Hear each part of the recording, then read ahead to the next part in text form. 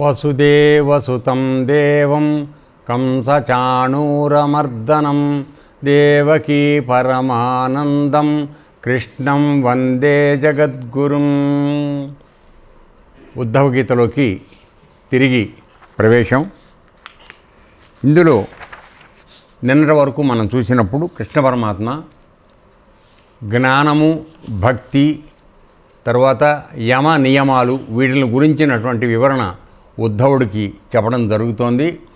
అందులో భాగంగా జ్ఞానము, భక్తి ఇంకా చెప్పడానికి మొదలుపెట్టినప్పుడు జ్ఞానాన్ని గురించినటువంటి వివరాలు అన్నీ చెబుతూ మొట్టమొదట్లో శరీరం అనిత్యమైంది, దీనికి 3 రకాలైనటువంటి వికారాలు ఉన్నాయి. ఆది భౌతిక, ఆది దైవిక, ఆధ్యాత్మిక అనేటువంటి 3 రకాలైనటువంటి వికారాలుతో ఈ శరీరం బాధపడుతూ ఉంటుంది. ఇది మొదటిలో లేదు, చివరిలో ఉండదు, మధ్యలో మాత్రమే కనపడుతూ ఉంటుంది ఈ శరీరం అని చెప్పి విషయాన్ని కూడా మనం చెప్పిన తర్వాత నిజంగా ఈ వికారాలన్నింటినీ పొందుతున్న ఈ శరీరానికి నువ్వెప్పుడూ భిన్నంగానే ఉన్నావు, ఆ వికారాలకి నీకు సంబంధం లేదనే విషయాన్ని కూడా మొన్న చెప్పడం. ఈ జీవుడు అనేటువంటి మనం ఎవరైతే ఉన్నామో ఆ జీవుడు ఏమీ పొందట్లా, శరీరం పొందుతోంది ఈ రకరకాలైనటువంటి ఉత్పత్తి, తర్వాత స్థితి, తర్వాత పెరుగుదల, పరిణితి, తర్వాత కృషింపు, నశింపు, ఈ 6 రకాల వికారాలు శరీరమే పొందుతోంది తప్ప లోపల ఉన్నటువంటి జీవుడికి లేదు. ఎందుకని ఈ చొక్కా పాతదైపోయిన తర్వాత విప్పేసి వేరే చొక్కా మనం వేసుకున్నట్టుగా ఈ జీవుడు ఈ శరీరం శిథిలం అయిపోయిన తర్వాత దీన్ని వదిలేసి వేరే శరీరంలోకి వెళ్ళిపోతున్నాడు. అంతేగాని జీవుడికి మరణం లేదు. సో అతను మనలో ఉన్నటువంటి పరమాత్మ ఎంత సత్యమైనటువంటి నిత్యుడో అతడు కూడా దాదాపుగా అంతే. ఎంతకాలం ఇలా ఉంటాడు అని అంటే అతనికి ఒక ఇది ఉంది, అవకాశం, గొప్ప అవకాశం. ఏమిటంటే తనని తాను తెలుసుకుని తను పరమాత్మ యొక్క ప్రతినిధిని కావున నేను ఈ కనపడే ప్రపంచ విషయాలకు నాకు సంబంధం లేదు అని అనుభవపూర్వకమైనటువంటి జ్ఞానాన్ని పొందిన తరువాత అతడు గనక తెలుసుకుంటే తను ఎక్కడి నుంచి వచ్చాడో అక్కడ పరమాత్మ దగ్గరికి వెళ్ళిపోయి లయమైపోయే అవకాశం ఒక మానవ జన్మలోనే ఉంది. మిగతా ఏ ప్రాణికి ఆ అవకాశం లేదు. అంతవరకు దాదాపుగా 2 సమాంతరంగా నడిచేటువంటి రైలు పట్టాల్లాగా జీవుడు, దేవుడు ఇద్దరు ప్రయాణం చేస్తూనే ఉంటారు. అందుకోసం సనాతనంగా పురోహితుడుగా జీవుడు, దేవుడుగా దేవాలయంలో ఈ శరీరంలో ఇద్దరు నడుస్తున్నారు అని చెప్పడానికి కలిగినటువంటి కారణం. సో ఈ విధంగా ఉన్నటువంటి జీవితంలో నడుస్తున్నప్పుడు ఈ ప్రయాణం ఎంతవరకు కొనసాగుతుందంటే జీవుడు తన యొక్క ఉనికిని తెలుసుకుని పరమాత్మని చేరే వరకు జరుగుతుంది. సో అంత సత్యము నిత్యమైనటువంటి వాడు జీవుడు కూడా, అర్థమైందా? కాకపోతే వాడు శరీరం పోయినప్పుడల్లా కొత్త శరీరం ఎత్తుతూ ఉంటాడు. నువ్వు ఏ శరీరం ఎత్తినా సరే అందులో ఆయన మాత్రం ఖాయంగా ఉంటాడు, లేకపోతే నీకు చలనం లేదు.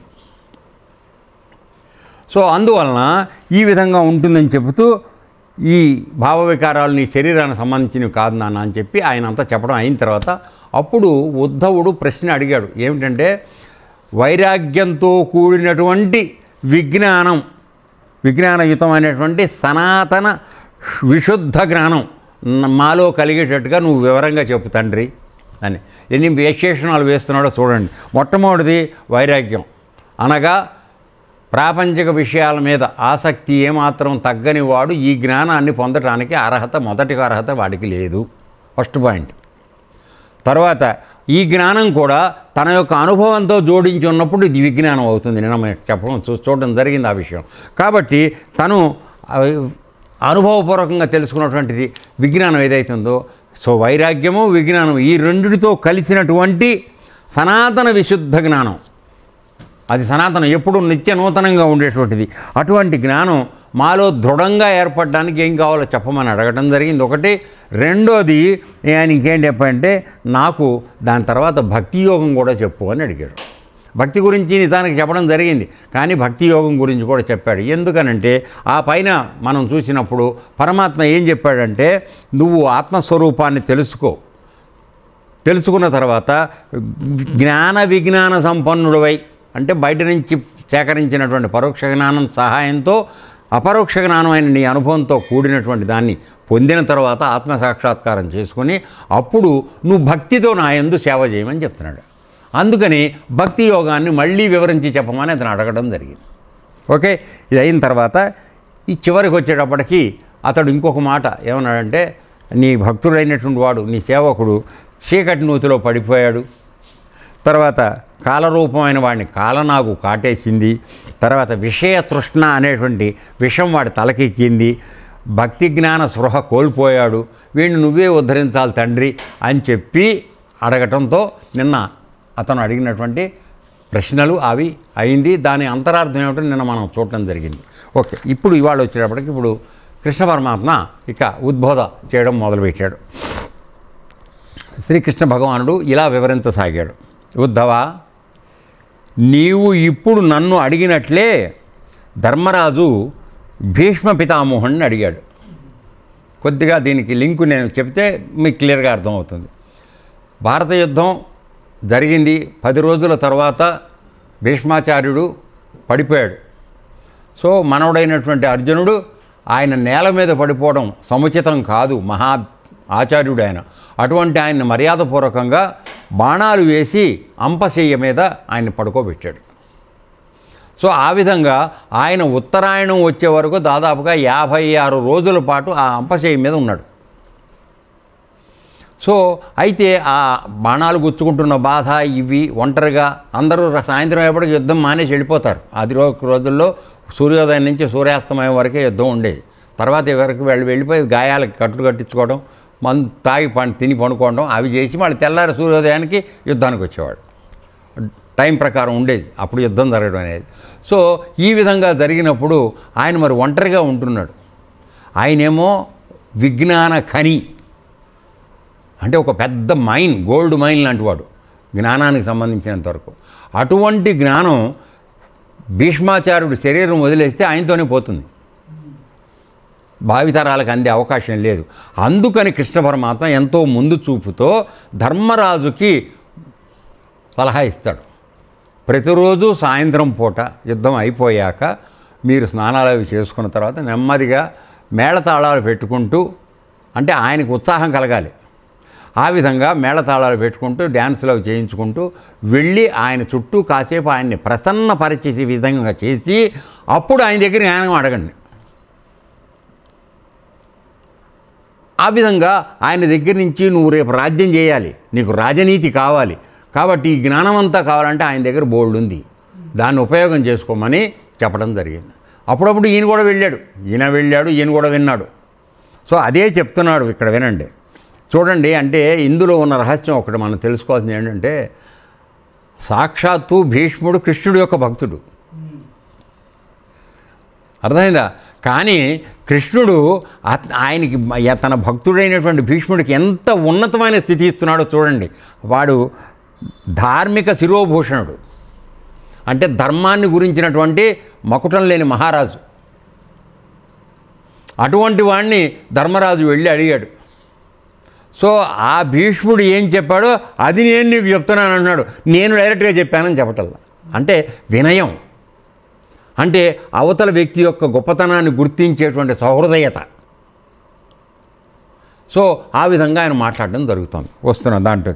సో మనం ఇప్పుడు ఎందుకు ధర్మరాజు అడిగాడు ఇప్పుడు అర్థమైంది కదా మనకి. రైట్, ఇప్పుడు వెళదాం ముందుకి. భీష్మ పితామహుడిని అడిగాడు. భీష్మ పితామహుడు ధార్మిక శిరోభూషణుడు కదా. సో అదే ధర్మం అనేటువంటి దాన్ని శిరోభూషణం అంటే నెత్తి మీద ఒక అలంకారంలాగా, కిరీటంలాగా ధరించినటువంటి మహానుభావుడు ఆయన. ఆ సమయంలో మనం అక్కడే ఉన్నాం.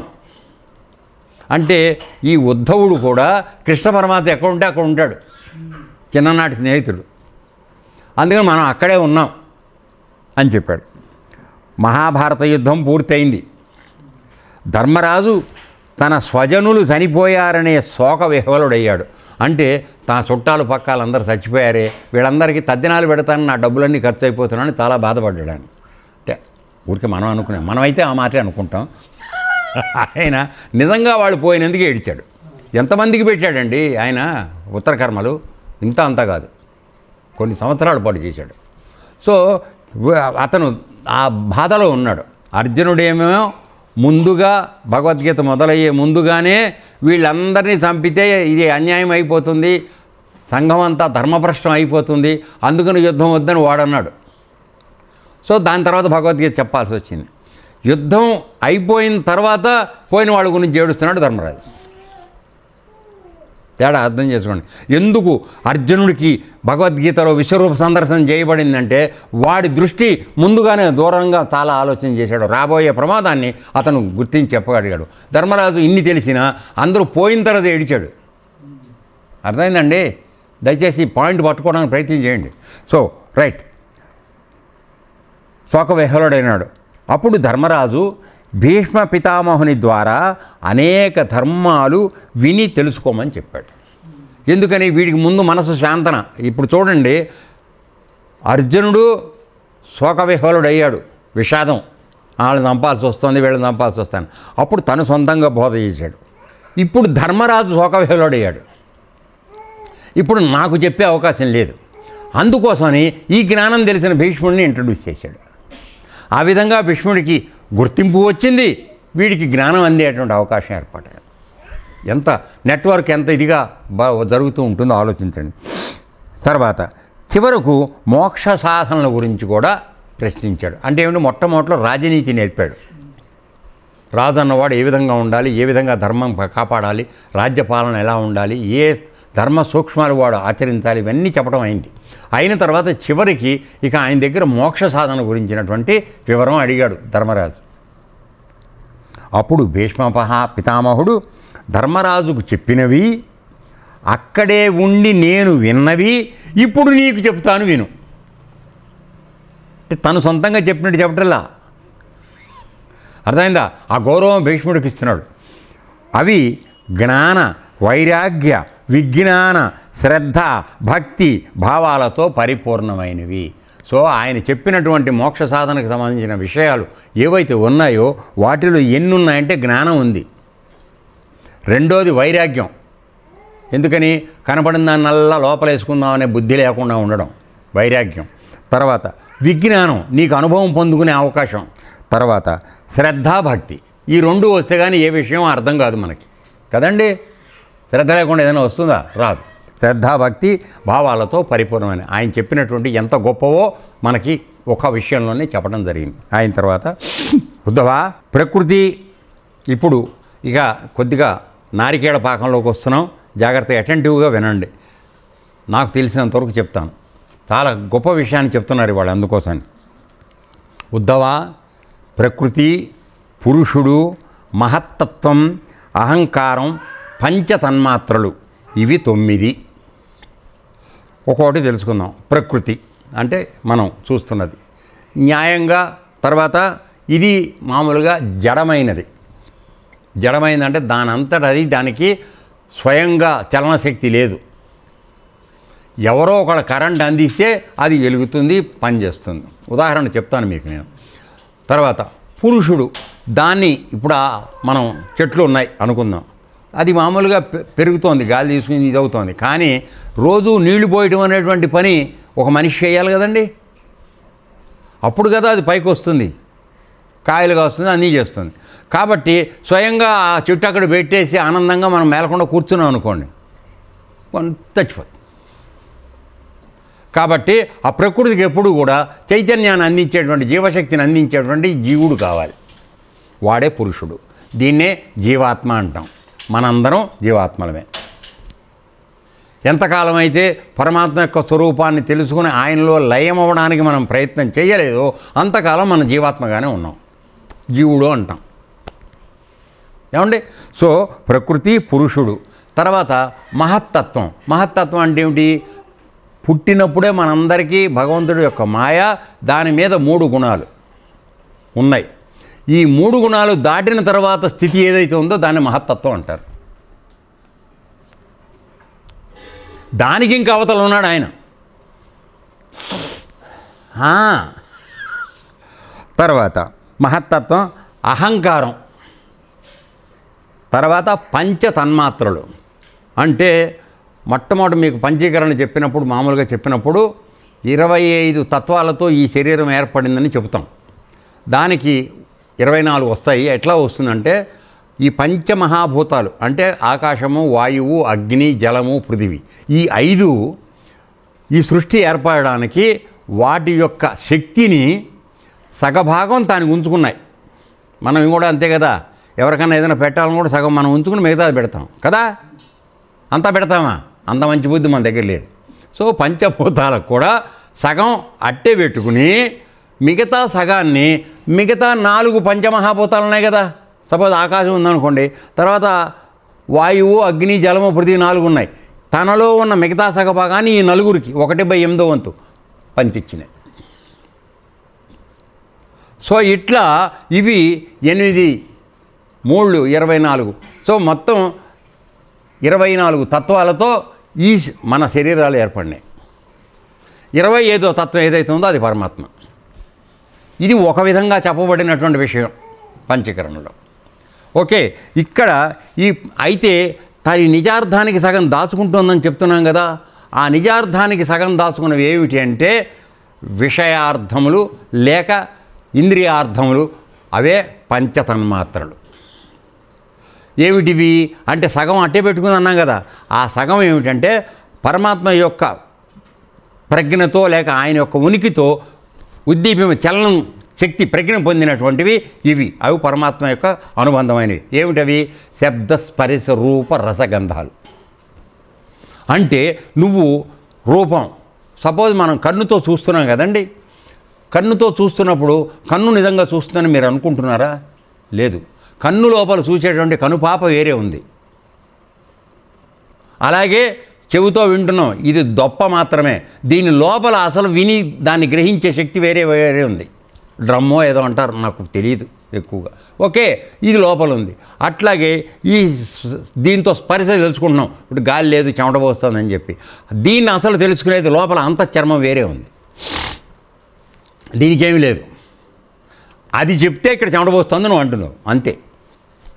సో ఈ విధంగా 5 పంచ జ్ఞానేంద్రియాలకి అసలు విషయాన్ని అందుకునేవి లోపల ఉన్నాయి. వాటిని పంచతన్మాత్రలు అన్నారు. అంటే కేవలం అటు కనపడుతూ ఉంటాయి అంతవరకే. అవి ఎవరికి కనపడవు. నీకు కనపడుతుంది ఏంటి? నీ కళ్ళు కనపడుతున్నాయి, చెవి కనపడుతుంది, ముక్కు కనపడుతుంది, నాలుక కనపడుతుంది, చర్మం కనపడుతుంది. ఇవన్నీ పైన తొడుగులు, లోపల వేరే ఉంటుంది. సరే, ఇప్పుడు దీన్ని తీసుకుందాం, ఈ మిషన్ మన కూలర్ని తీసుకుందాం. బయటికి ఇప్పుడు మనకి ఈ డబ్బా ఒకటి, ఫ్యాను, ఇవి అన్నీ చుట్టూ గడ్డి అవన్నీ కనపడుతున్నాయి. కానీ అసలు మనకి గాలి రావాలంటే లోపల ఏం తిరగాలి? మోటార్తో కూడినటువంటి చక్రం తిరగాలి, అప్పుడు గాలి వస్తుంది కదండి. సో ఈ విధంగా మన శరీరంలో బయటకు కనపడుతున్నవి కాకుండా లోపల వాటిని నడిపేటువంటి వేరే ఉన్నాయి పంచతన్మాత్రలు. సో ఇవన్నీ కలిపితే మొత్తం 9. 1 ప్రకృతి, పురుషుడు, మహత్తత్వం, అహంకారం, పంచతన్మాత్రలు. ఈ 4 + 5 9. సో ఇకపోతే ఈ ప్రకృతి పురుషుడు వ్యవహారం ఎట్లా ఉంటుందనేది కొద్దిగా మన నాలెడ్జ్లో అర్థం చేసుకోవడానికి, మన స్థాయిలో అర్థం చేసుకోవడానికి ప్రయత్నం చేద్దాం.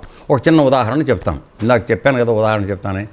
సపోజ్ ఒక కరెంటు బల్బు ఉంది. తర్వాత కరెంటు వైర్ మామూలుగా స్విచ్లోనూ బల్బు దగ్గరికి ఉంది కదా, అలాగే ఉంటుంది కదా. అయితే మరి ఇప్పుడు ఆ పరమాత్మేమో కరెంటు వైరు, ఈ జీవుడు అనబడుతున్నవాడు పురుషుడు అన్నటువంటి వాడేమో స్విచ్, ఎలిగే బలుబేమో ప్రకృతి లేక స్థూలమైంది నీ శరీరం. అర్థమవుతుందా? కాబట్టి ఈ రెండిట్లో కూడా అనుస్యూతంగా, అంటే ఎల్లప్పుడూ ఆ కరెంటు వైర్ అనేది నడుస్తూ ఉంటేనే నువ్వు కావాలనుకుని ఆన్ చేస్తే, జీవుడు కావాలనుకుని ఆన్ చేస్తే శరీరం పనిచేస్తుంది, బల్బు వెలుగుతుంది. అర్థమవుతుందా? కాబట్టి పురుషుడు అన్నవాడు ఏం చేయాలి? వీడు పరమాత్మ దగ్గర నుంచి శక్తి పొందుతున్నా వీడి యొక్క సౌకర్యం కోసం, ఎందుకని అన్నిటినీ తను పుట్టిన తర్వాత అనుభవించేవాడు వాడు పురుషుడు, జీవుడు. కాబట్టి వాడు ఫ్యాన్ కావాలనుకున్న నొక్కితే ఫ్యాన్ వస్తుంది. ఫ్యాన్ అంతా ఉంది, కరెంట్ ఉంది, కానీ జీవుడు స్విచ్ చేస్తే కానీ ఫ్యాన్ తిరిగేది. సో ఆ విధంగా శరీరం అనేటువంటి ఒక బలుబు వెలగాలంటే జీవుడు అనేవాడు స్విచ్ వేయాలి. కరెంటు మాత్రం ఈ ఇద్దరిలోనూ పాకుతోంది. కాబట్టి ఇప్పుడు మొత్తం ప్రాపర్టీ ఎంత ఎవరిదని చెప్పాలి? ఎవరు? పరమాత్మదని చెప్పాలి. అర్థమైందన్నా? కాబట్టి ఇప్పుడు ఇది నా శరీరం, నేనెవడో తెలుసా నీకు అని ఈ రొమ్మిరుస్తున్నావే, ఇవేవి లేవయ్యా, దయచేసి గుర్తుపెట్టుకోండి. అర్థమైంది? అంతే. ఆ లోపల కరెంట్ ఉంటే నీ ఎగురులాట. ఒక్కసారి ఆ తిత్తి బయటికి వెళ్ళిపోయింది అనుకోండి, తీసుకెళ్ళి పాడబెట్టి తగలబెడతారు. కష్టం చేయాల్సింది, అంతకన్నా మార్గం లేదు. ఇంతోటి దానికి ఆ పొగరెందుకు మనకి? ఈ అహంకారం, ఇది వద్దు. సో ఈ మూడు ఏ విధంగా మనకైతే ఉన్నాయో ఆ విధంగానే పరమాత్మ మనలో ఉండి ఇక్కడ జీవుడు అనేవాడికి కరెంట్ అందిస్తున్నాడు, మన ఇది శక్తి అందిస్తున్నాడు. ఒక అవకాశాన్ని వాడికి ఇస్తున్నాడు, వాడుకోవాలా వాడుకోవద్దా ఏమిటి అనేది. ఓకే, ఇన్ని జరుగుతున్నాయి కదా, బాగానే ఉంది కదా. అయితే ప్రతి బల్బుకి ఒక లైఫ్ ఉంది కదా. ఒక 1000 గంటలు వెలుగుతుందని చెప్తారనుకోండి తయారు చేసినప్పుడు, 1000 గంటలు. సో నువ్వు 1000 గంటలు అది పనిచేయడానికి నువ్వు ఎన్నిసార్లు వేసినా స్విచ్ కొట్టి వెలుగుతూనే ఉంటుంది. అది ఆ 1000 గంటలు అయ్యాక అది ఆగిపోతుంది. నువ్వు స్విచ్ వేసినా పని చేయదు, కరెంటు ఉన్నా పని చేయదు. సో నీ శరీరం కూడా అంతే. అంటే ఇన్ని 3 పైన ఉన్నా కూడా నీకు లోపల లైఫ్ ఎంతవరకు నీ ఆయుర్దాయం ఉందో అంతవరకే ఆ ప్రకృతిలో అవి కూడా పనిచేస్తుంది. అర్థమేనా? తర్వాత సపోజ్ అలాగే స్విచ్కి కూడా లైఫ్ ఉంది. 1,00,000 సార్లు స్విచ్ని వేసి కొడితే పనిచేస్తుంది, తర్వాత అది పనిచేయదు. అర్థమైందా? కాబట్టి ఇక్కడ ఏంటంటే వాటికి ఇండివిజువల్గా విడివిడిగా బతికేటువంటి లైఫ్ స్పాన్, అంటే జీవిత పరిణామం ఏది ఇచ్చామో, పరిమాణం ఇచ్చామో అవి కూడా కొంత వరకు మాత్రమే పనిచేస్తాయి. అయినప్పటికీ ఇవి పని చేసినా చెయ్యకపోయినా ఆయన మాత్రం ఎప్పుడూ ఉన్నాడు. ఇది కాస్త అర్థమైందా లేదా చెప్పండి. ఏం స్వామి? సో ఇక్కడ ఇవి 9 ఉన్నాయి పంచతన్మాత్రలు. ఈ 3 పనిచేయడానికి అవసరమైన వాటిని ఎన్నో విడగొట్టి మనకి చెప్తున్నాడు. 28 తత్వాలు ఉన్నాయని మనకి చెప్తున్నాడు. ఇక్కడ ఒక్క విషయం బాగా గుర్తుపెట్టుకోండి. ప్రతి చోట తత్వం అనే మాట మాట్లాడుతున్నామంటే తత్ ప్లస్ త్వం, అది నేను అనేది. అంటే ఈ చూస్తున్నటువంటి ప్రకృతి కానీ పురుషుడు కానీ ఇంకోటి మహత్తత్వం కానీ వీటన్నిటి వెనకాల ఆ పరమాత్మ ఉండబట్టే ఇవన్నీ నడుస్తున్నాయి. కాబట్టి నీ యొక్క నిజమైనటువంటి నీ యొక్క ఉనికి ఏమిటి అంటే అదే ఉంది. అది తెలుసుకోమనే ఇన్ని ఇంత వేదాంతం చెప్పడం జరుగుతుంది. నీ యొక్క ఉనికి, నీ ఒరిజినల్, నీ ఆరిజిన్ ఎక్కడుంది, మూలం ఎక్కడుంది అంటే అక్కడుంది. అది తెలుసుకోరా తండ్రి. బయటకు వచ్చేసి నేనేదో వాడిని వీడిని అని చెప్పి అనుకుని శరీరంతో నమ్ముకుని తర్వాత వీళ్ళు పెళ్లి చేసుకుని పెళ్ళాం పిల్లలతో వీటితో చేసుకుంటూ ఇటే ఉండిపోకండిరా అయ్యా. అసలు నీది అదిరా నాన్న. నువ్వు తిరగాల్సింది రైట్ హ్యాండ్ రా, నువ్వు లెఫ్ట్ హ్యాండ్ తరుగుతున్నావురా, లెఫ్ట్ హ్యాండ్ తిరిగినంత వరకు నువ్వు ఇరుక్కుపోతావురా అని చెప్పి అన్ని శాస్త్రాలు చెప్తాయి. సో ఈ 28 తత్వాలు అని చెప్తున్నా అంటే ఈ 28లోనూ కూడా అనుస్యూతంగా, అంటే కనపడకుండా, ఏ విధంగా అయితే పూల దండలో దారం కనపడకుండా ఉందో ఆ విధంగా అనుస్యూతంగా పరమాత్మ వీటన్నిటిలో ఉన్నాడు. అందుకని వాటిని తత్వం అన్నారు.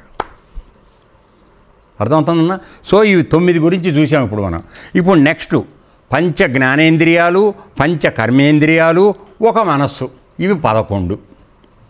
పంచ జ్ఞానేంద్రియాలు చెప్పుకున్నాం కదా, కన్ను ముక్కు చెవి, వీటిని లోపల తెలుసుకుంటారంటే పంచతన్మాత్రలు సూక్ష్మమైనవి, అవి లోపల ఉన్నాయి. సో ఇవి తర్వాత వీటన్నిటినీ ఆధీనంలో పెట్టుకుని ఇష్టం వచ్చినట్టు వాడుకునేటువంటి యజమాని ఇంద్రుడు, మన మనస్సు. అర్థమైందా? ఇంద్రియముల యొక్క రాజు ఇంద్రుడు, అందుకని మనస్సుకి ఇంద్రుడు అని పేరు. అర్థమైందండి? సో ఇంద్రుడు అంటే బయట ఎక్కడో లేడు. పంచ జ్ఞానేంద్రియాలు, పంచ కర్మేంద్రియాల అధిపతి ఎవరైతే ఉన్నాడో వాడు ఇంద్రుడు. సో మనసు చెప్పినట్టుగా ఇవన్నీ ఆడుతూ ఉన్నాయి. అంటే అది అత్యంత లోపలకు ఉన్నటువంటి విషయాలు అవి మాట్లాడాము. వాటికన్నా కొద్దిగా బయటకు వచ్చి కొంత సూక్ష్మం ఉన్నటువంటి వాటి విషయం తర్వాత మాట్లాడాము. తర్వాత ఇక్కడికి వచ్చేవాడికి మళ్ళీ ఈ 11 అయిపోయాక 5 మహాభూతాలు, త్రిగుణాలు, ఈ 8. 5 మహాభూతాలు అంటే ఏమిటి? ఆకాశము, వాయువు, అగ్ని, జలము, పృథివి. 5 పంచి ఇవ్వకముందు అనుకుందాం. పంచి ఇచ్చిన తర్వాత పంచీకరణ అయిపోయింది. అందులో 4 ఏమో పంచ తన్మాత్రలోకి వెళ్ళిపోయినాయి. మళ్ళీ 24 తత్వాలుగా మిగతా 4 భూతాల్లో కలిసిపోయి మళ్ళీ ఈ సృష్టి ఏర్పడింది. మన యొక్క అంగాలన్నీ కూడా వాటి వలన ఏర్పడినాయి. మనలో ఉన్నటువంటి అంగాలన్నీ కూడా ఈ ఒక 2 పంచభూతాల యొక్క సంయోగంతో ఏర్పడినాయి. మన మనస్సు అనేది వాయువు ప్లస్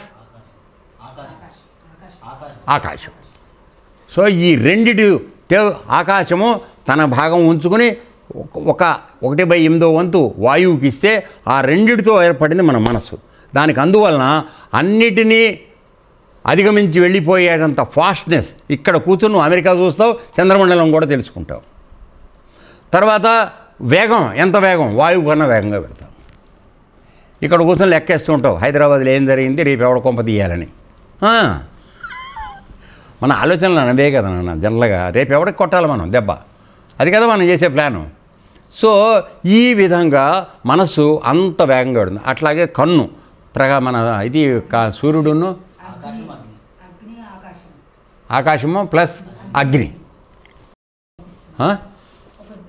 ఒక విషయాన్ని, రూపాన్ని దర్శించాలంటే ప్రకాశం కావాలి. అగ్ని, ఆకాశం, ఈ 2 కలిస్తే కన్ను ఏర్పడింది. ఇట్లా మొత్తం మన 24 తత్వాలు ఈ శరీరంలో మనకు ఏర్పడినవన్నీ 2 కాంబినేషన్తో ఏర్పడినాయి. సో మరి వీటన్నిటికీ ఆధారంగా ఎవరున్నారని చెప్పాను? పరమాత్మ ఉన్నాడని చెప్పాను. కాబట్టి ఇవన్నీ కూడా పరమాత్మే కదా. నీదంటూ ఏదన్నా ఉందా తండ్రి? నువ్వు కిందటి జన్మలో చేసుకొచ్చిన పాపపుణ్యాలు తప్ప నీవంటూ ఏమీ లేవు. దయచేసి గుర్తెట్టుకోండి. నువ్వు చేసుకొచ్చినటువంటి పాపిష్టి నికృష్టి పనులు, మంచి పనులు, అవి మాత్రం నీ ఎత్తి మీద పెట్టి పంపిస్తున్నాడు. గురువు మూట ఎత్తుకొని గుట్టపై కూర్చున్నడేమో, ఇల్లు పాతబడెను చూడన్నా, కొన్నాళ్ళు ఏలిన కొంప పాతబడెను చూడన్నా. ఇది వాళ్ళు ఈ శరీరం అనుకుంటున్నావు. అసలు నీ కొంప ఏదైతే ఉందో అత్యంత పురాతనమైంది అది. ఎందుకని 84 లక్షల జన్మలు ఎత్తిన తర్వాత ఈ ఇంటికి వచ్చావు నువ్వు. చాలా పాతది ఇల్లు. ఇప్పుడు నువ్వు కొత్తగా ఉండొచ్చు, కానీ ఇల్లు చాలా పాతది. మళ్ళీ కట్టబోదామంటే మహిమతో కట్టిన ఇల్లు. నువ్వు అన్ని జన్మల నుంచి చేసుకుంటూ వస్తే ఇది అయింది. కాబట్టి ఇది అంత తొందరగా ఈ లోపల ఇల్లు కట్టే అవకాశం లేదు. అర్థమైందండి? సో ఆ విధంగా తెలుసుకోమని చెప్తారు. అట్లాగే ఈ ప్రకృతి పురుషుడు దీని వ్యవహారానికి వచ్చేటప్పటికి ఇంకొక తత్వంలో ఏం చెప్తారంటే,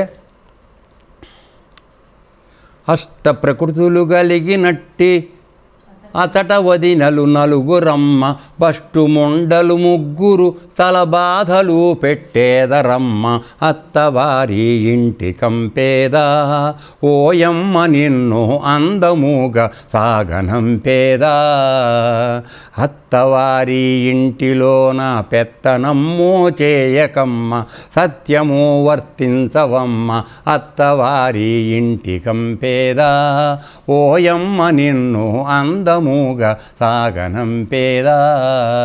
అత్తవారి ఇల్లు ఎక్కడుంది మనకి? ఈ పైన ఉంది. మన పుట్టిల్లు ఇక్కడ కింద ఉంది. మనం పుట్టిన చోటు. అక్కడికి వెళ్ళి ఏదో రుబాబు చేద్దామని ప్రయత్నం చేయకు. అణిగి మణిగుంటం నేర్చుకో. ఎందుకని అసలు మొగుడు అక్కడే ఉన్నాడు, మన నిజమో భర్త అక్కడ ఉన్నాడు.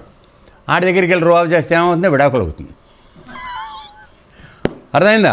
అందువలన నువ్వు ఈ పైకి ఇక్కడ ఆధార స్థానంలో ఉన్నటువంటి జీవుడు అక్కడికి ప్రయాణం చేసి వెళ్ళాలంటే మధ్యలో వచ్చే ఆటంకాలు ఏమిటో వాడన్నీ చెప్తున్నాడు అనమాట. సో అష్ట ప్రకృతులు కలిగినట్టే అతడ వదినలు 4 అమ్మ. అంటే ఈ 8 ప్రకృతి మూల ప్రకృతిలో ఉన్నాయని చెప్పాను కదా. పంచభూతాలు, మనస్సు, చిత్తం, అహం, ఇవికి 8 కలిపితే మూల ప్రకృతి అంటారు. దీన్ని కలిగి పొందినటువంటి 4 అంటే నీలో ఉన్న అంతఃకరణ, మనసు, బుద్ధి, చిత్తం, అహం. ఓకే, ఇవి నీకు దోవలో వస్తుంటాయి. వాళ్ళు వదినల్ట నీకు. అదే సంసారానికి వెళ్తే వాళ్ళు ముందు వచ్చి డిక్టేషన్ చెప్తూ ఉంటారు. అంటే ఆడబిడ్డలు అనమాట. వదిలినంటే అంతే కదా. మొగుడు అప్పచెల్లెళ్ళే, అవునా కాదా? ఎవరు తలెవరు సరిగా లేరేమో, ఎవరు మీకు అప్పచెల్లెళ్ళు మీ మొగుళ్ళకి? సరే కానీ ఓకే, రైట్, ఓకే అయిందన్నా. బస్టు ముండలు 3 చాలా బాధలు పెడతారు. ఈ 3 గుణాలే నిన్ను తిప్పలు పెట్టేవి. ఇవి లేకుండా ఎక్కడ లేదు. అందుకని చివరికి వచ్చేటప్పటికి మహాభూతాలు, త్రిగుణాలు 8. అంటే యాక్చువల్గా పరమాత్మ ఏం చేశాడంటే అత్యంత సూక్ష్మంలోంచి సూక్ష్మతరంలోంచి సూక్ష్మంలోకి, సూక్ష్మంలోంచి స్థూలంలోకి తీసుకొచ్చి చెప్తున్నాడు ఇక్కడ మనకి. కానీ మనం లెక్కేసుకోవాలంటే స్థూలంలోంచి సూక్ష్మంలోకి, సూక్ష్మంలోంచి అత్యంత సూక్ష్మంలోకి మనం వెళ్ళాలి. బయటకు కనబడుతున్నవి ఏమిటి? పంచభూతాలు, మహాభూతాలు, ఇవన్నీ. తర్వాత 3 గుణాలు, ఇవి లేకుండా ఎవడూ లేడు. సో నువ్వు సూక్ష్మంలోకి వెళ్ళినా, పరమ సూక్ష్మంలోకి వెళ్ళినా ఈ త్రిగుణాలు మాత్రం ఉన్నాయి. ఇది లేకుండా అసలు ఏర్పట్ల ఏ శరీరం కదనన్నా. అందుకోసమే ఈ బష్టుముండలు ముగ్గురు చాలా బాధలు పెట్టేదరమ్మా. నువ్వు ఎంత అత్తవారి భర్త నిజ భర్త దగ్గరికి వెళ్ళి మంచిగా ఉందాం అనుకున్నా ఇవి ఎక్కడో ఒకడ నీకు వచ్చి కాటా వేస్తూనే ఉంటాయి. వీటిని జాగ్రత్తగా చూసుకోవాలి. సరే, దానికి వస్తుంది ఇప్పుడు. దాంట్లో దీని విషయంగా అమ్మగారితో కూడా మాట్లాడాను నేను యాక్చువల్గా. ఎందుకంటే లోపలికి వెళ్ళడం చాలా కష్టంగా ఉంది ఈ సబ్జెక్టు. అందుకోసమే ఇద్దరం కలిసి డిస్కస్ చేసిన తర్వాత వాళ్ళు చెప్తున్నాను మీకు ఇది. ఓకే, ఈ 8 ఉన్నాయి కదండి. ఇప్పుడు విషయానికి వస్తున్నాడు చూడండి. మొత్తం 28 తత్వాలకు చూశారు కదా. 9, 11, తర్వాత 8, 28 తత్వాలు. మళ్ళీ తత్వం అన్నమాట గుర్తుపెట్టుకోండి. అంటే అర్థం ఏంటి? త్వం, తత్ ప్లస్ త్వం, అదే. అది అంటే దాని వెనకాల వీటన్నిటిలోనూ పరమాత్మే ఉన్నాడు. ఈ జ్ఞానంతో ఉండండి రా నాయన అని చెప్తారు. అదే మనకు చెప్తున్నాడు చూడండి. మొత్తం 28 తత్వాలను ఏ జ్ఞానం వలన అంటే నువ్వు గురువు దగ్గర నేర్చుకుని కానీ, యోగ సాధన ద్వారా కానీ, నువ్వు ఏ జ్ఞానం వలన బ్రహ్మ నుండి గ్రహించి,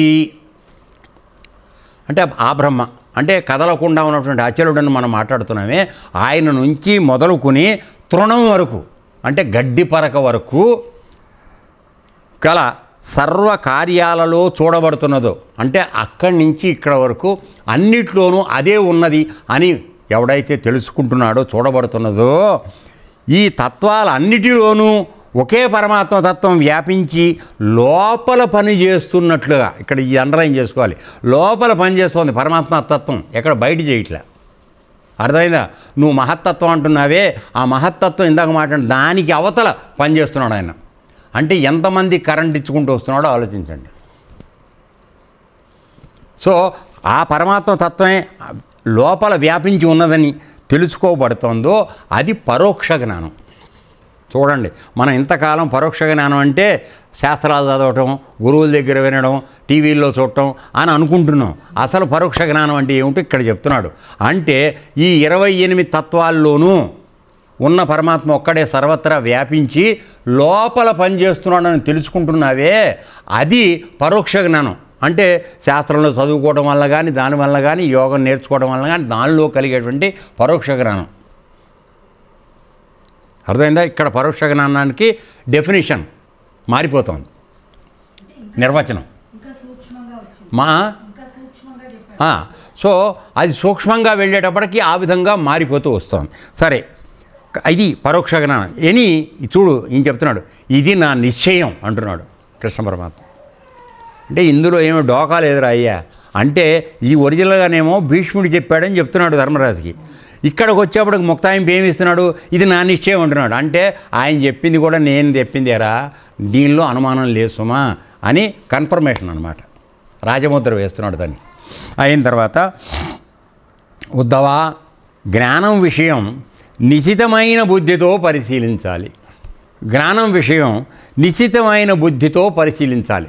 ఇక్కడ మనకు ఈ ఉపనిషత్తులో కూడా అమ్మ చెప్తోంది ఏమిటి? ఉద్దీపింపబడిన బుద్ధి, జాగృతి చెందిన బుద్ధితో నువ్వు తెలుసుకోగలగాలని చెప్తున్నాడు. అదే నిశితమైన బుద్ధి. అంటే అత్యంత సూక్ష్మంగా తయారవ్వాలి నీ బుద్ధి. అప్పుడు మనసు యొక్క ప్రమేయం తగ్గిపోవాలి. బుద్ధి వికాసం చెంది జాగృతమయ్యి అది అన్ని నిర్ణయాన్ని డిసైడ్ చేయాలి. ఎందుకని? అది పరమాత్మ యొక్క స్వరూపమే మన యొక్క బుద్ధి. యుక్తాయుక్త విచక్షణ జ్ఞానం కలగడాన్ని బుద్ధి అంటారు. దానికి పరమాత్మ నుంచి ఆదేశాలు వస్తూ ఉంటాయి. అయితే మానవుడు శరీరాన్ని నమ్ముకుని మనసు చెప్పినట్టు ప్రవర్తిస్తూ ఉన్నాడో అప్పుడు ఈ బుద్ధి పక్కకు ఉండిపోతుంది, మాట్లాడదు, ఏం చెప్పదు. ఎందుకంటే చెవిటాడు ముందు శంఖం ఊస్తే ఉపయోగం ఏముంది? No use. అందుకని మాట్లాడ్డా. నువ్వు అలా కాకుండా లోపల నుంచి వచ్చే శబ్దాన్ని తెలుసుకుంటూ, లోపల నుంచి వచ్చేటువంటి గైడెన్స్ని తెలుసుకుంటూ మార్గదర్శకత్వాన్ని తెలుసుకుంటూ నీ బుద్ధిని పదును పెడుతున్నావో, సునిశ్చితం చేస్తున్నావో, లేకపోతే బుద్ధిని జాగృతం చేస్తున్నావో ఆ సమయంలో ఆయన దగ్గర నుంచి వస్తాయి. నువ్వు అంతగా మారితే కానీ నీకు ఆ యుక్తాయుక్త విచక్షణ జ్ఞానాన్ని సరి అయిన పద్ధతిలో వాడుకునే విధానం నీకు నేర్పబడదు. దానికోసమే అది నువ్వు పూర్తిగా తయారైన తర్వాత మాత్రమే ఇంత నువ్వు ప్రయత్నం చేస్తే అప్పుడు దదామి బుద్ధియోగం అని చెప్పి భగవద్గీతలో చెప్తాడు. అప్పుడు నీకు నేను బుద్ధియోగం ఇస్తాను రా అని. అంటే ఒకసారి బుద్ధి వికసితం అయిపోయిన తర్వాత ఇక నేను ఏవి ప్రలోభం పెట్టలేవు. మైండ్ మన మనసు అది బాగానే ఉంది, నోర్మయ్యి అటు వెళ్ళడానికి వీల్లేదు, అది తప్పుడు పని చేయకు అని గట్టిగా కమాండ్ చేస్తుంది. అర్థమైందా? బుద్ధి అంత బలంగా బలవత్తరంగా నువ్వు బుద్ధిని తయారు చేయాలంటే నువ్వు ఇవన్నీ ప్రస్తుతం వదిలేయాలి. మనసు చెప్పే మాట ముందు వినద్దు. మనసుకి ఎవరు చెప్తున్నారు? అసలు తప్పుడు మాటలన్నీ ఇంద్రియాలు చెప్తున్నాయి. 5 జ్ఞానేంద్రియాలు, 5 కర్మేంద్రియాలు పాపమేం లేదు. అవి మనం ఏం చెప్తే అవి చేస్తాయి, దాని గురించి వరి కాదు. 5 జ్ఞానేంద్రియాలు. ఈ జ్ఞానేంద్రియాలు దేనికి ఆకర్షింపబడుతున్నాయి?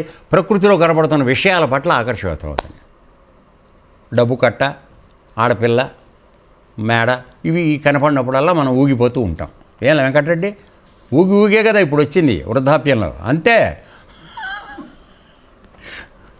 సో అందువలన వీటిల్లో ఊగి వచ్చినప్పుడు మన మనసు చాలా బలంగా ఉంటుంది అని. అది తగ్గింది, దాని ఉరుకులాట తగ్గింది. అప్పుడు ఏమవుతుంది? బుద్ధి పైకి లేస్తుంది.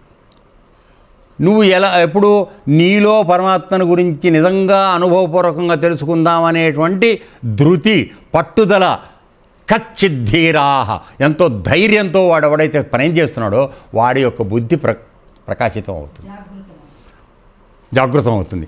అప్పుడు పరమాత్మ యొక్క అనుగ్రహం డైరెక్ట్ ఆ స్థితికి వచ్చే కానీ ఆయన నీకు డైరెక్ట్గా రాడయ్యా.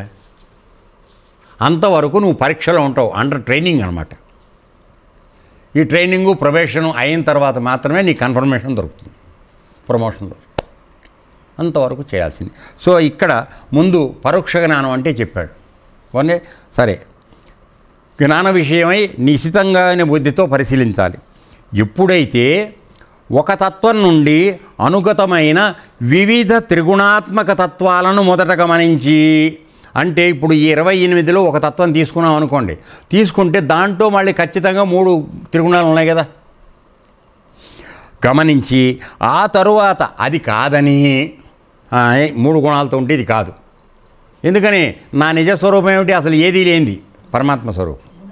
కాబట్టి అది కాదని పరమకారణభూతుడైన బ్రహ్మనే దర్శింపగలడు.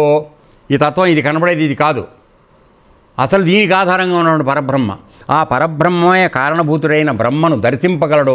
అంటే ఆ పరమాత్మని నీవు స్వయంగా నీ యొక్క అంతరంలో తెలుసుకోవటం, చూడడం అంటాం దాన్ని. ఎందుకని అంటే 3వ నేత్రంతో తెలుసుకుంటున్నావు కనుక దాన్ని దర్శించడం అని అంటారు. కానీ నిజం మాట్లాడితే అక్కడ దర్శించడం అనేది అనుభవించడం అనే మాటకు వాడుకోవాలి. ఎందుకని ఆయన యొక్క ఉనికిని నువ్వు స్వయంగా తెలుసుకుంటావు. దాన్ని పొడగంటిమయ్యాను చెప్తాం. అంటే ఆ పొడ ఆయన కదలిక ఒక పొడలాగా అట్లా అట్లా అట్లా అట్లా అట్లా అట్లా కాని వస్తుంది. అంతకు తప్పితే ఇంకొక విధంగానే మనకు తెలియదు. అందుకోసమే అన్నమాచార్యుడు చెప్తాడు, పొడగంటిమయ్యా మిమ్ము పురుషోత్తమా మమ్ము నెడయకువయ్యా కోనేటిరాయడ పొడగంటిమయ్యా మిమ్ము పురుషోత్తమా. పొడగంటి అంటే ఆయన ఇప్పుడు ఎప్పుడైతే ఇక్కడ ఉన్నటువంటి జీవుణ్ణి నువ్వు యోగ మార్గం ద్వారా చంద్రయారులు ఇచ్చినటువంటి ఆ యోగ మార్గం ద్వారా ఈ జీవుణ్ణి కుండలిని శక్తిని పైకి ఈ సహస్రారంలోకి నువ్వు తీసుకెళ్ళగలుగుతున్నావో అక్కడ నీకు పరమాత్మ యొక్క పొడ తెలుస్తుంది. ఆయన ఎక్కడున్నాడు? కోనేటి రాయుడు. కోనేరు అంటే ఇది సహస్రారమే కోనేరు. దానికి రాయుడు అంటే పతి, భర్త ఆయన. ఏనన్నా అక్కడికి వెడితే కానీ నీకు తెలియదని చెప్తున్నాడు. అప్పుడే ఆ పొడ తెలుస్తుందని చెప్తున్నాడు. ఏనన్నా సో ఆ విధంగా బ్రహ్మనే దర్శింపగలడో అప్పుడు అతనికి నిశ్చయమైన, రామచంద్ర విను, అప్పుడు అతనికి నిశ్చయమైన అపరోక్ష విజ్ఞానం కలిగిందని చెప్పబడుతుంది. అంటే నువ్వు ఇప్పుడు ఈ తత్వాల్లో ఉన్నది బ్రహ్మ, ఈ తత్వాలన్నీ కాదు, వీటి వెనకాల ఉన్నది పరమాత్మ అని అనుకోవడం అంతవరకు నువ్వు అనుకోవడమే పరోక్ష జ్ఞానం. ఆ పరమాత్మ యొక్క ఉనికిని వీటన్నింటినీ దాటుకుంటూ నువ్వు వెళ్ళి పైకి వెళ్ళి అక్కడ తెలుసుకుంటున్నావో అది స్వయంగా నీ అనుభవం కాబట్టి అది అపరోక్ష విజ్ఞానం అనబడుతుంది. అంటే నువ్వు స్వయంగా అనుభూతం పొందుతున్నావు, ఆ విధంగా అవుతోందని చెప్తున్నాడు. అయిన తర్వాత ఈ విజ్ఞాన ప్రాప్తికి యుక్తి ఏమిటంటే, అంటే నువ్వు చేయాల్సిన మార్గం ఏమిటంటే, శరీరం మొదలైనటువంటి త్రిగుణాత్మక సావయవ అవయవాలతో కూడిన పదార్థాల ఉత్పత్తి, స్థితి, లయాలు ఆలోచించండి. సో నువ్వు లోపలికి వెళ్ళి పరమాత్మ యొక్క అనుభవాన్ని సహస్రాలలో నువ్వు పొందాలి అనుకుంటే నీవు చేయవలసిన పని ఏంటంటే, ఈ శరీరం ఏర్పడడానికి కావలసినటువంటి ఏర్పడినటువంటి అవన్నీ అసలు ఎక్కడి నుంచి అవుతున్నాయి, ఎలా మొదలవుతుంది, సృష్టి ఏ విధంగా వస్తున్నాయి అవయవాలు చెప్పాం కదా పంచీకరణలో, అవి అప్పిస్తే వచ్చినాయి ఇట్లా అని. సో అవి ఎక్కడి నుంచి వస్తున్నాయి, ఏ విధంగా వృద్ధి పొందుతున్నాయి స్థితి, తర్వాత ఎప్పుడు లయించిపోతున్నాయి, ఇది తెలుసుకుంటే ఈ మూడు స్థితుల్లోనూ అనుశ్చితంగా ఉన్నటువంటి పరబ్రహ్మం నీకు అనుభవానికి వస్తాడు. దాన్ని మాత్రమే అనుభవపూర్వకమైనటువంటి విజ్ఞాన స్థితి అని అంటారు అని చెప్తున్నాడు. దీని గురించి ఇంకా మనం మళ్ళీ చేయాలి, కొద్దిగా విడిగా మాట్లాడుకుందాం, ఈ వాటికి ఆపేద్దాం. ఏతత్సర్వం శ్రీకృష్ణార్పణమస్తు. లోకా సమస్తా సుఖినో భవంతు. ఓం తత్సత్.